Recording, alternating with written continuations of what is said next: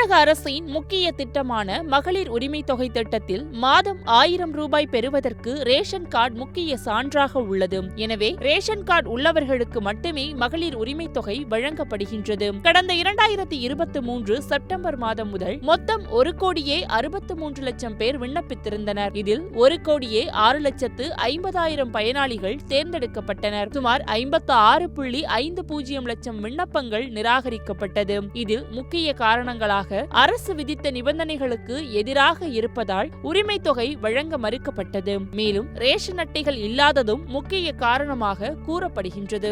இந்த நிலையில் தற்போது புதிதாக ரேஷன் கார்டுகள் கேட்டு விண்ணப்பித்துள்ளதாகவும் இதற்கான ஆய்வுப் பணிகள் நடைபெற்று வருவதாகவும் கூறப்படுகின்றது. இதற்கிடையே மகளிர் உரிமை தொகை திட்டத்தை விரிவாக்கம் செய்ய தமிழக அரசு முடிவு செய்துள்ளது.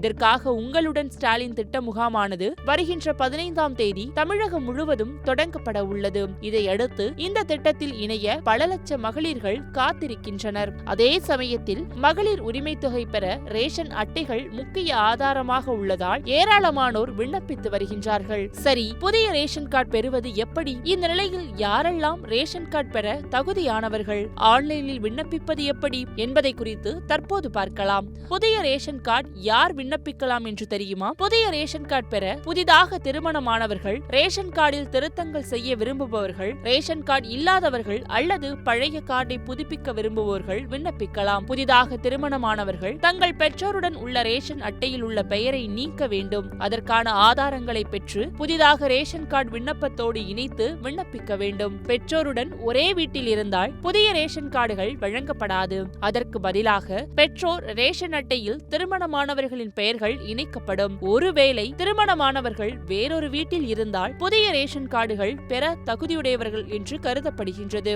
ரேஷன் கார்டு பெற இணைக்க வேண்டிய ஆவணங்கள் முகவரி சான்று, அதாவது மின் கட்டணம், வாடகை ஒப்பந்தம், வாக்காளர் அடையாள அட்டை மற்றும் ஆதார் கார்டு ஆகியவை தேவைப்படும். ரேஷன் கார்டு பெற விண்ணப்பிப்பது எப்படி? ரேஷன் கார்டை விண்ணப்பிக்க அதிகாரப்பூர்வ இணையதள பக்கமான திரையில் கொடுக்கப்பட்டுள்ள இணையதள பக்கத்திற்கு செல்ல வேண்டும். அல்லது மொபைல் ஆப் மூலமாக TNBDS என்ற அதிகாரப்பூர்வ செயலியை பதிவிறக்கம் செய்து அதிலும் விண்ணப்பிக்கலாம். புதிய ரேஷன் கார்டுக்கு விண்ணப்பிக்க TNBDS என்ற வலைதள முகப்பு பக்கத்தில் ஸ்மார்ட் கார்டு அப்ளிகேஷன் என்பதை தேர்வு செய்து உங்களுக்கு எந்த மொழி வசதியாக உள்ளதோ அதனை தேர்வு செய்து கொள்ளலாம். இதனைத் தொடர்ந்து apply for new smart card என்பதை கிளிக் செய்யவும். விண்ணப்ப படிவத்தை கேட்கப்பட்டுள்ள தகவல்களான குடும்ப தலைவர் பெயர், குடும்ப உறுப்பினர்களின் பெயர், வயது, முகவரி அதாவது வீட்டு எண், தெரு, மாவட்டம், பின்கோடு, தலைவரும் மற்றும் உறுப்பினர்களின் ஆதார் எண், மின்னஞ்சல் மற்றும் கைபேசி எண், புகைப்படம் மற்றும் ஆதார் ஆவணங்களை பதிவு செய்ய வேண்டும் மற்றும் தேவைப்பட்டால் பதிவேற்றம் செய்ய வேண்டும்.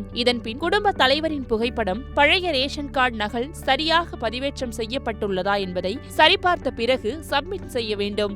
விண்ணப்பம் சமர்ப்பிக்கப்பட்டதும் ஒரு எண் கிடைக்கும். இதை பதிவு செய்து வைக்கவும். இதனைத் தொடர்ந்து புதிய ரேஷன் கார்டு விண்ணப்பம் எந்த நிலையில் உள்ளது என்பதை முகப்பு பக்கத்தில் உள்ள அப்ளிகேஷன் ஸ்டேட்டஸ் பகுதிக்கு சென்று உங்கள் பதிவு எண்ணை உள்ளீடு செய்து நிலையை சரிபார்த்துக் கொள்ளலாம்.